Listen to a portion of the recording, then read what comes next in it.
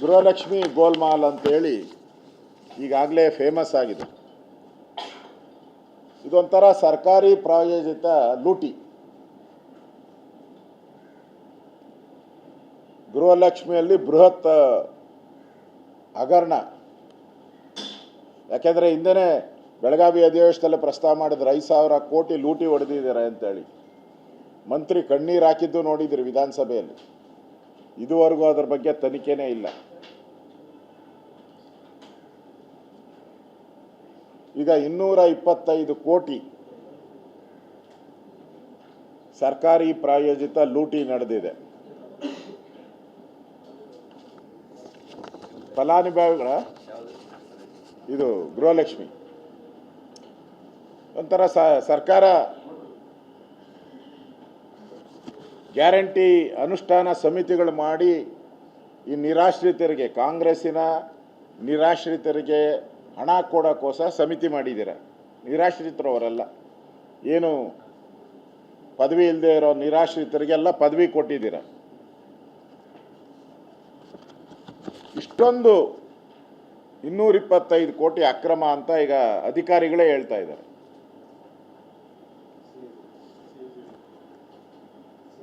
ಸ್ವತಃ CAG ರಿಪೋರ್ಟೇ ಅದನ್ನು ದೃಢೀಕರಣ ಮಾಡಿದೆ.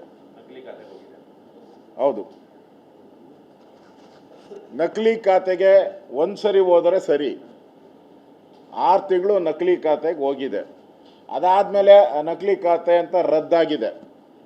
ಮತ್ತೆ 6 ತಿಂಗಳಾದಮೇಲೆ ಅದೇ ನಕಲಿ ಖಾತೆಗೆ ದುಡ್ಡು ಹೋಗ್ತೈತೆ. ಅಂದರೆ ಏಜೆನ್ಸಿ ಅಲ್ಲ ಇದು, ಸರ್ಕಾರನೇ ಅಧಿಕಾರಿಗಳ ಒಂದು ದೊಡ್ಡ ಗ್ಯಾಂಗ್ ಇದರಿಂದ ಇರೋದು ಸ್ಪಷ್ಟ ಆಗ್ತಾ ಇದೆ. ಮತ್ತೆ ಸತ್ತೋರ ಹೆಸರಿಗೆ ಹೋಗ್ತಾ ಇದೆ ಅಂತ ಹೇಳಿದ್ರೆ ಕತ್ತೆ ಕಾಯ್ತಾ ಇದ್ದಾರೆ ರೆವಿನ್ಯೂ ಇಲಾಖೆ, ಕತ್ತೆ ಕಾಯ್ತಾ ಇದ್ದಾರೆ ಗ್ಯಾರಂಟಿ ಸಮಿತಿಗಳು. ಸತ್ತಿದ್ದ ಮಾರನೇ ದಿನನೇ ಡೆತ್ ಸರ್ಟಿಫಿಕೇಟ್ ಎಲ್ಲ ಕಡೆ ಹೋಗುತ್ತೆ. ಹುಟ್ಟಿದ್ದ ಇದು ಇಮಿಡಿಯೇಟಾಗಿ ಬರ್ತ್ ಸರ್ಟಿಫಿಕೇಟ್ ಹೋಗುತ್ತೆ. ನಾವು Karnataka IT city, BT city, IT ಕಂಪ್ನಿಗಳಿರೋದು IT city ನಮ್ಮದು. ಇದೇನು IT? ಕಾಂಗ್ರೆಸ್ಸಿನ IT ಇದು, ಗೋಲ್ಮಾಲ್ ಕಾಂಗ್ರೆಸ್ಸಿನ IT ಇದು. ಬೇರೆದಕ್ಕೆಲ್ಲ ಇಮಿಡಿಯೇಟಾಗಿ ಟ್ವೀಟ್ ಮಾಡಿಬಿಡ್ತೀರಾ. ಇದಕ್ಕೆ ಯಾಕೆ ಕ್ರಮ ತೆಗೆದುಕೊಂಡಿಲ್ಲ? ಬಂದು ನೀವು 3 ವರ್ಷ 1 ತಿಂಗಳು ಆಯ್ತಲ್ಲ ಆಗಲೇ.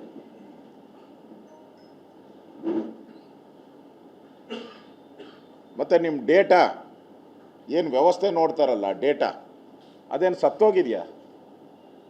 ಇಲಾಖೆಯಲ್ಲಿರೋ ಡೇಟಾ ಡಿಪಾರ್ಟ್ಮೆಂಟು ಏನು ಸತ್ತೋಗಿದೆಯಾ?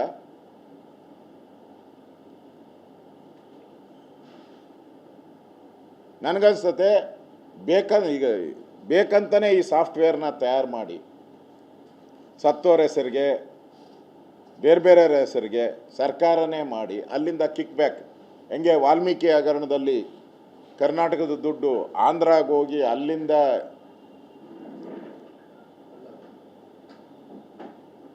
ವೈನ್ ಸ್ಟೋರ್ಗಳಿಗೆ, ಪೆಟ್ರೋಲ್ ಬಂಕ್ಗಳಿಗೆ ಹೋಗಿ ಹೆಂಗೆ ದುಡ್ಡು ಬಳ್ಳಾರಿಗೆ ಹೋಯ್ತು ಅನ್ನೋದು ಈಗ ಜಗಜ್ಜಾಹಿರಾತ. ಇದೂ ಹಂಗೆ ದೊಡ್ಡ ಸ್ಕ್ಯಾಂಡಲ್ ಇದು. ನನಗನ್ಸ್ತದೆ ಇದು ದೊಡ್ಡ ಸೈಬರ್ ವಂಚನೆ, ಇದು ಸೈಬರ್ ಕ್ರೈಮ್ ವಂಚನೆ.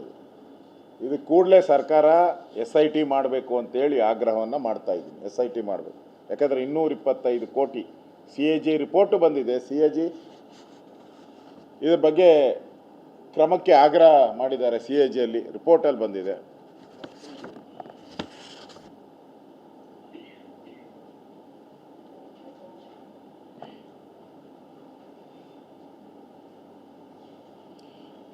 ಲೆಕ್ಕಕ್ಕೆ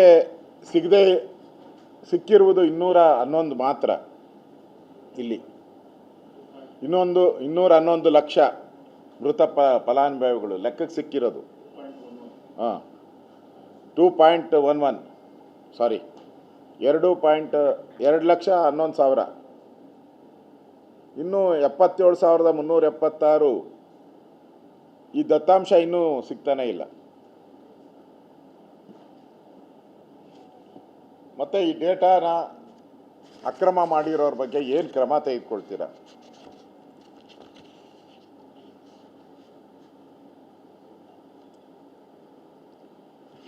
ನಿಮ್ಮ ಈ ಗ್ಯಾರಂಟಿ ಗೃಹಲಕ್ಷ್ಮಿ ಗ್ಯಾರಂಟಿ ಈಗಾಗಲೇ 5,000 ಕೋಟಿ ನುಂಗಿರೋದು, ಅದು ಗ್ಯಾರಂಟಿ. ಈಗ 225 ಕೋಟಿ ನುಂಗಿರೋದು ಗ್ಯಾರಂಟಿ. ಗ್ಯಾರಂಟಿ ಸಮಿತಿಗಳೇ ಅಕ್ರಮಗಳ ಸರ್ದಾರರು ಇವರೆಲ್ಲರೂ, ಗ್ಯಾರಂಟಿ ಸಮಿತಿಗಳು. ಅದಕ್ಕೆ ಸರ್ಕಾರ 150 ಕೋಟಿ ಖರ್ಚು ಮಾಡ್ತಾ ಇದೆ. ಯಾವ ಪುರುಷಾರ್ಥಕ್ಕೆ?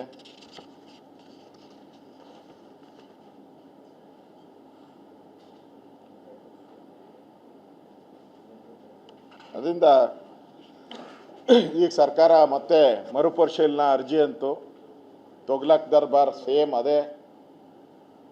ಫಸ್ಟು ಮರುಪರಿಶೀಲನಾ ಅರ್ಜಿ ಅಂದರು, ಈಗ ಅರ್ಜಿ ಇಲ್ಲ, ನಾವೇ ಸರ್ ಮಾಡ್ತೀರಿ ಅಂದರು.